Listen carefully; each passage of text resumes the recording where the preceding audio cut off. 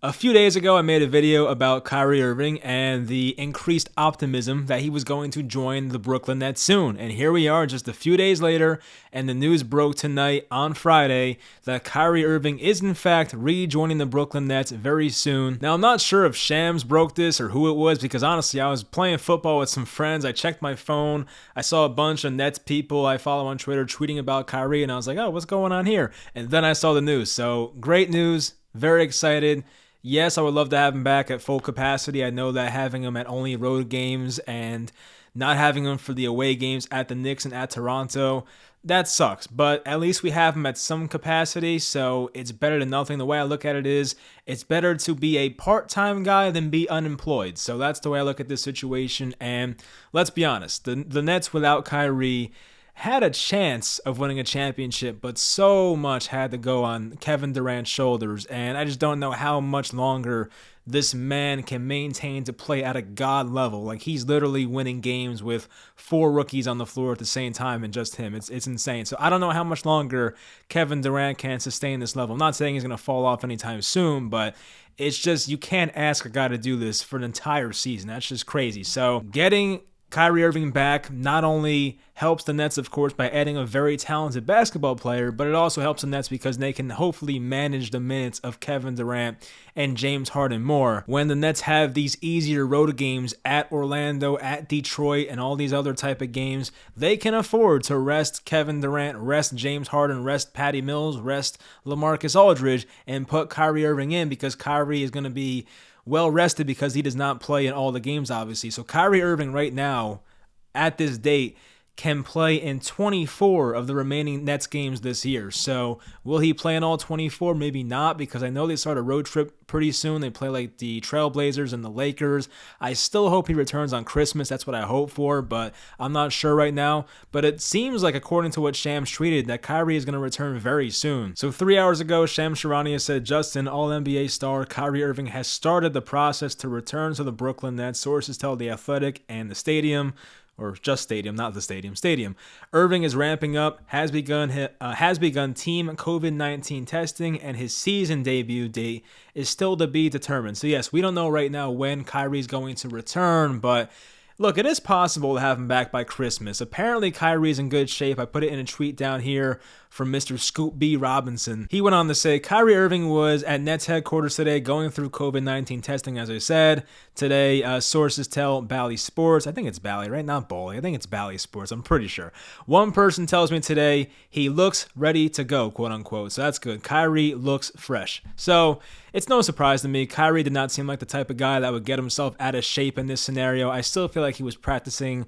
I don't know if he was practicing daily or what, but I still feel like he was keeping himself in shape. Obviously, game shape and being in shape are two different things, so the guy has to ramp up. He can still practice with the Nets, so he should be at Nets practices here. The Nets have a homestand here for, I think, like 3 or 4 more games, so he'll get these practices in. And hey, maybe he does play the first road game at Portland next week. I don't know, but I'm still hoping that he can make that West Coast trip debut at some point. And as I said, if he can make that debut against the Lakers, that would be phenomenal. So I will read a statement from Nets general manager Sean Marks that was released by the Brooklyn Nets Twitter account.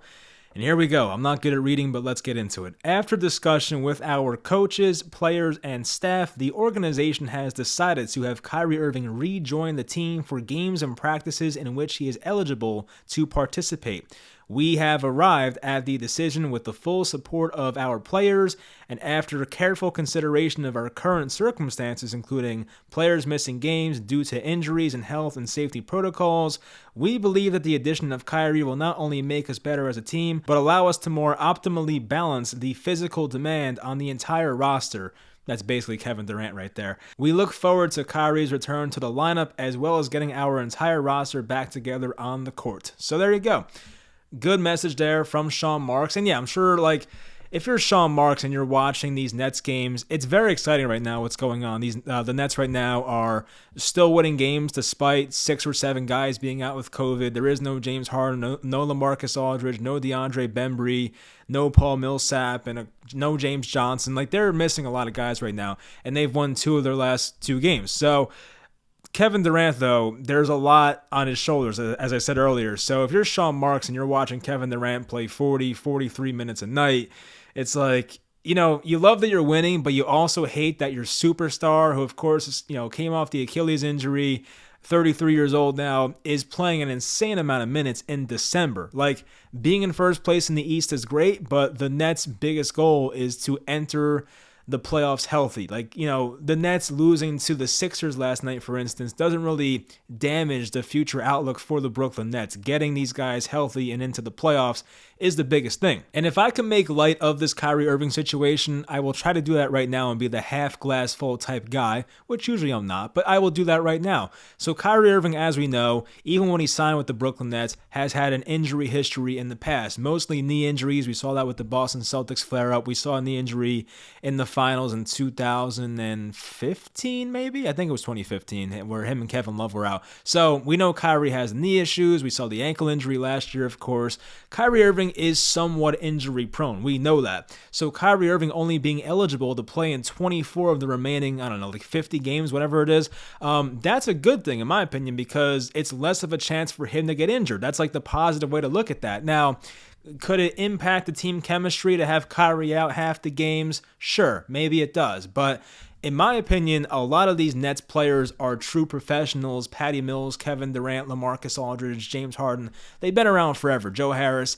These guys will make it work. We've seen that before. When James Harden was inserted into the Nets last year after the trade, the Nets were rolling. It was pretty easy for them. They went on a crazy 2-month stretch where Kevin Durant was out, and just Kyrie Irving and James Harden and all the role players went on this insane run for 2 months. So the Nets can figure it out. I don't have really the chemistry concerns. This is a tight group, and I'm sure all the guys in that locker room like Kyrie Irving. There are probably people watching this video that think Kyrie Irving's like a locker room cancer, probably the furthest thing from the truth right now for the Brooklyn Nets. Hey, maybe he was with the Boston Celtics. That's in the past. Right now, the Brooklyn Nets have a great culture, and Kyrie Irving is one of the most probably adored guys in that locker room. So another positive spin is this. So, of course, Kyrie is probably going to play in some games in the regular season this year. We know that.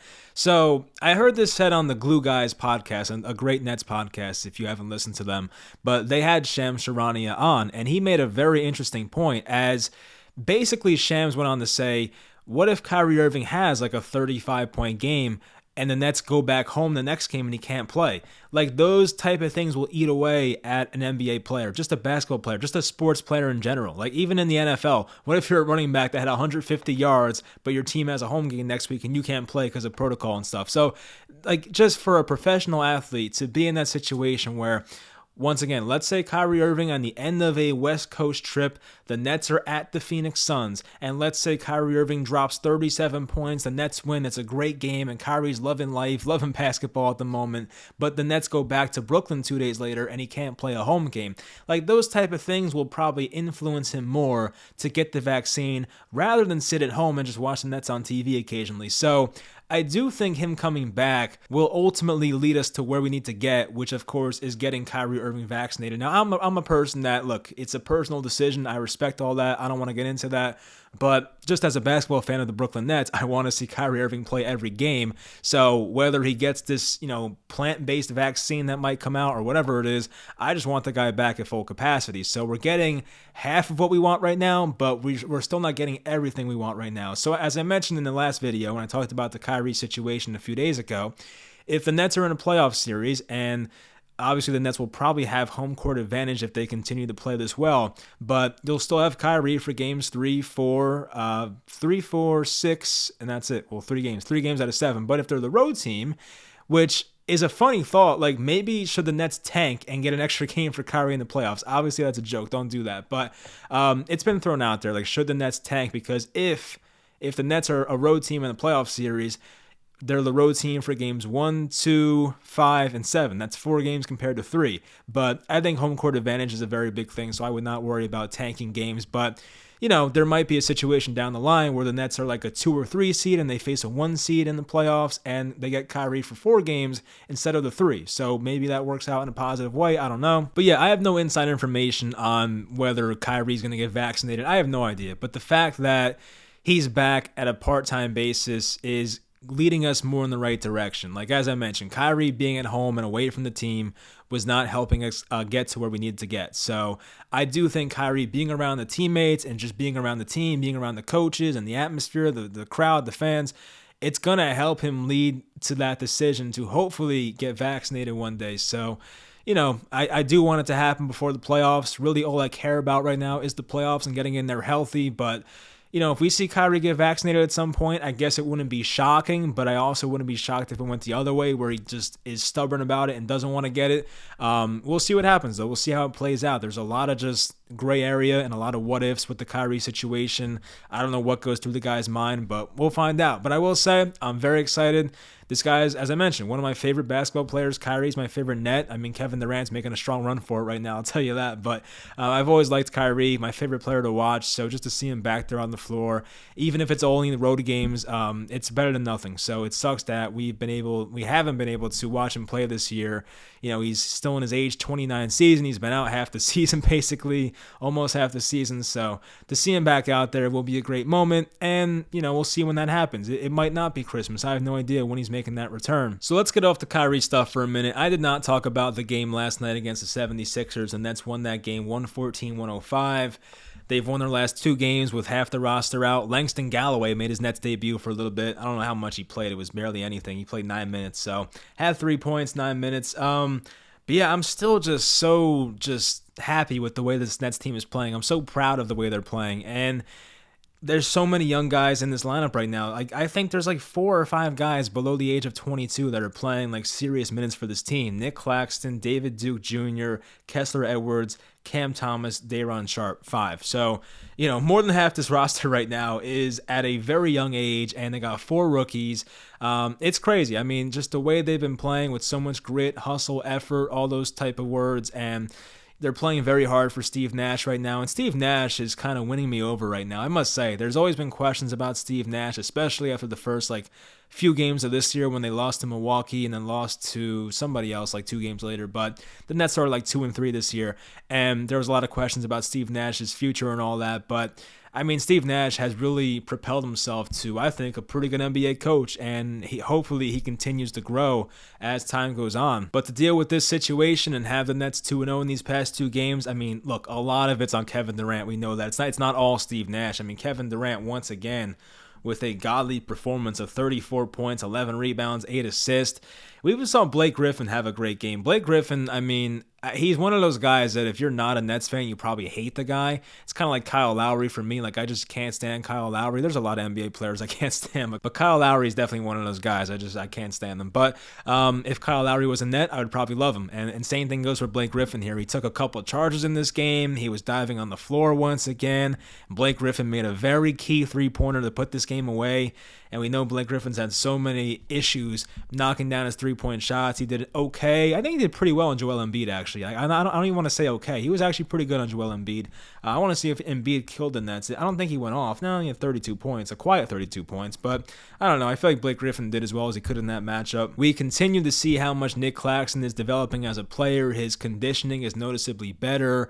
The way he's playing off-ball defense, on-ball defense is great right now. So if Nick Claxton can stay healthy, I mean, there is rumors about should the Nets trade Nick Claxton for a more established, ball handler veteran. But if they get Kyrie back, that's one more ball handler, so you don't have to worry about that. But I don't know. I don't want to trade Nick Claxton, but I do believe he's a restricted free agent after this year. So if a team extends him for $8, $9, $10 million per year, the Nets, of course, are over the luxury tax. They don't have a lot of cap space at the moment, so obviously, I don't know if they want to go that route or not, but we'll see what happens. I mean, Patty Mills, another pretty nice game. It wasn't as great as the previous game, but he still had 14 points.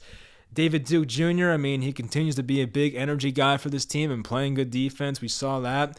Kessler Edwards took a step back from his massive game in his first NBA start. Was it a start? No, I don't think he started, but basically his first big NBA game.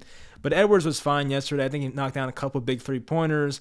Cam Thomas got more involved with the offense. Cam Thomas had a very awesome move. It was one of those between the legs, step back, 3-point shots. It was awesome. So Cam Thomas bounces back after that 2-for-10 performance, and Day'Ron Sharpe played 13 minutes. Didn't do a whole lot, but he was fine. But yeah, I'm just so happy about this group right now and how they continue to get wins despite being in a bad situation. And I'm not going to act like the Nets are the only team with a lot of COVID stuff going on. We know the NBA right now is just ravaged by COVID. teams like the Lakers especially are just like, it feels like more than half their team is out right now. The Bulls are one of those teams as well. So it's not only the Nets, but the Nets are still finding ways to win these games when they probably shouldn't be. Like, I think the Nets have been underdogs the past 2 games, and they still find a way. Even 2 games ago, James Harden and Bruce Brown were announced, out a half hour before the game. So like, they just had to do this stuff on the fly. A lot of these young guys were just thrown into the starting lineup and said, hey, go play 30, 20 minutes and let's see what happens. So it's just crazy how Kevin Durant is still carrying this team despite not having the best roster at the moment. Everyone wants to say, oh, Kevin Durant joined the super team. Well, okay, I know he kind of formed his own thing in Brooklyn here, and there are great players here, but when Kevin Durant's out here winning with, Blake Griffin, Nick Claxton, Patty Mills, David Duke Jr., Kessler Edwards, Cam Thomas, Day'Ron Sharpe, and Langston Galloway, I don't consider that a super team. You know what I mean? So Kevin Durant's doing a great job. I just pray the guy stays healthy, please. Anyway, that'll pretty much do it. I mean, I'm just super excited about the Kyrie news, of course, and I guess whenever he makes his return, we'll find out. I might make a video about that. I want to see the Nets schedule coming up once again. So after that Raptors overtime win, I told you guys I'm cool with going 3-1 for the next 4 games. Well, they got one out of the way, and it's against the 76ers, who are probably the second toughest team there. So they play the Magic tomorrow at home. You would think the Nets should win that game, hopefully. I know they're undermanned, and we're kind of like a little ahead of ourselves right now, feeling good, but they should beat the Orlando Magic tomorrow. They play the Denver Nuggets second half of a back-to-back Sunday night. That's one where things might not go our way. We'll find out, of course, but hopefully some guys get back from the COVID list. I mean, I think they have to have 2 negatives or sit out 10 days, but if some of these guys are testing negative twice in a row, hopefully by Sunday they get some more bodies back. Then they finish out the homestand at home against the Wizards, who have not played well recently. So, 2 of those games are very winnable. The Nuggets one is going to be a tough one, second half of the back-to-back. I will be interested to see if Kevin Durant sits tomorrow. I don't think so. I mean, you might as well get that win and kind of punt the Nuggets game, I feel like. You know what I mean? You might as well just get the guaranteed win, quote-unquote, and try and beat the Magic. And if you have to sit Kevin Durant on Sunday and kind of punt that game, okay. Am I going to like it? No, but I understand the bigger picture and keeping these guys healthy, especially KD. So if they have to punt the Nuggets game, okay, fine. But then they play the Wizards on Tuesday night. Then they go on the road trip and play 3 games on the road. Trailblazers, Lakers on Christmas, Clippers. So we'll see how that goes. Anyway, that'll do it for the video. Hopefully they find a way to win some of these games going forward, but still in first place right now, feeling good and feeling even better because Kyrie's back, and the Nets right now, I'll tell you, if Kyrie's back, even at half capacity once again, the Nets should be top 3 finals contenders up there with the Warriors and the Suns. So I can't put us over them right now, but we're probably that 3rd team right now. So things are feeling good. I think right now we're still the best team in the Eastern Conference. So I think we're up by 2.5 games. So it's all right, feeling good. And we get a great player coming back soon, and maybe one day he'll be back at full capacity. Let's hope. So that'll do it. Hopefully you guys enjoyed, and I'll talk to you guys next time.